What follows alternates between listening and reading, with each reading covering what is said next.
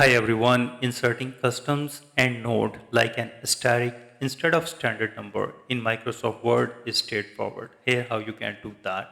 So first you need to place your cursor exactly where you want the asterisk endnote reference to appear in your document text. For example, I'll be selecting at the end of the page and then click on the reference tab on the top ribbon and look for the footnote group, and here it is. Click on this small tiny arrow, and now here you need to configure customs mark. Select the endnote and select the end of the document from the drop down, and now go to the format section and click on this small arrow and scroll down and select the last options.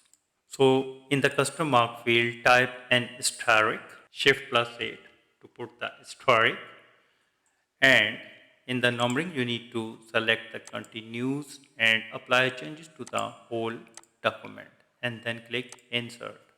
So Word will place asterisk in your text where you can type your endnote text next to the corresponding asterisk. For example, author, last name and first name, Smith, comma, John. And now type the title of the book, for example, Enhancing Learning Through Digital Media. And the publisher, for example, Technopress, comma, and the page references, for example, 49 to 52, and dot.